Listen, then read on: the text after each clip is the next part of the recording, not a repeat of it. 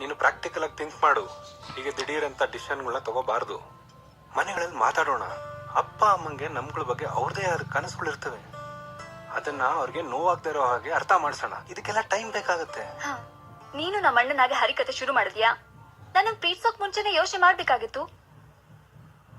ಪ್ರೀತಿ ಅನ್ನೋದು ಒಂದ್ ದಿನದಲ್ಲಿ ಸ್ಟೇಜ್ ಮೇಲೆ ನಡೆಯೋ ನಾಟಕ ಅಲ್ಲ, ಗೊತ್ತಾ?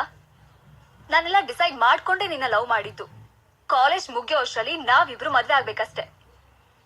ಓಕೆ, ಫಸ್ಟ್ ನಿಮ್ಮನೇಲಿ ಒಪ್ಸು. ನಮ್ಮನೇಲಿ ನನ್ನ ಆಗ್ಲೇ ಹೇಳಾಗಿದೆ. ಹಾಗಾದ್ರೆ ನೀ ಇಷ್ಟೊತ್ತು ಮಾತಾಡಿದ್ದು ಒಂದು ಸಣ್ಣ ಟ್ವಿಸ್ಟ್ ಇರ್ಲಿ ಅಂತ. ಹೆಣ್ಮಕ್ಳನ್ನ ಅಳಿಸಿ ನಗ್ಸಿದ್ರೆ ನಾವು ಸೇಫ್ ಅಂತೆ. ಯಾವ ಮಹಾತ್ಮನೋ ಹೇಳಿದ್ದು. ಏನ್ ಆರ್ಡರ್ ಮಾಡ್ಲಿ ಸರ್? 2 ಕಾಫಿ. ಸರಿ ಸರ್. 2/3 ಮಾಡ್ರಿ.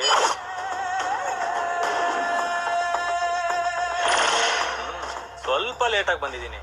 ಏಯ್, ನಿನ್ಯಾರ ಕರೆದಿದ್ದು? ಯಾಕ್ರಿ ನನ್ ಕಡೆ ನೋಡ್ತೀರಾ? ಸಿದ್ಧಾರ್ಥ್ ಪ್ರಶ್ನೆಗೆ ಉತ್ತರ ಕೊಡಿ. ನಿಮ್ಮನ್ನ ಯಾರು ಕರೆದ್ರು? ಇದು ಹೋಟೆಲ್, ನಾವೆಲ್ಲ ಫ್ರೆಂಡ್ಸು. ಇದಕ್ಕೆ ಯಾರು ಯಾಕೆ ಕರಿಬೇಕು? ನನ್ ಜೊತೆ ಬೈಟು ಮಾಡ್ಕೊಳ್ಳಿ, ಎಲ್ಲಾ ವಿಷಯಗಳಲ್ಲೂ ಆನಂದವಾಗಿರುತ್ತೆ. You rascal! ನೀರಜ, ಏನೋ ನಿನ್ ಜೊತೆ ಬೈಟು ಮಾಡ್ಕೋಬೇಕಾ? ನಾಚಿಕೆ ಆಗಲ್ಲ ನಿನ್ಗೆ? ಏಯ್ ನೀರಜ, ನನ್ನನ್ನು ಎದುರಾಕೊಂಡ್ರೆ ಅಷ್ಟೇ ಚಪ್ಪಲಿ ತೋರಿಸ್ತೀಯಾ? ನಾನು ತೋರಿಸ್ತೀನಿ, ನೋಡ್ಕೊಳ್ತೀನಿ ನಿಮ್ಮಿಬ್ರು. ಏನ ಏನ ಏನ ಮಾತಾಡ್ತೀಯ ನೀನು? ಏನ್ ಮಾತಾಡ್ತೀಯ? ನಮ್ಮ ಕಾಲೇಜ್ ಅನ್ನುವಂತ ಸುಮ್ಮನಿದ್ರೆ ಇಲ್ಲೇನ್ ಜಗಳ ಮಾಡ್ತೀರಾ? ಹೋಟೆಲ್ ಇದು, ಆಚೆ ಹೋಗಿ ಜಗಳ ಮಾಡಿ.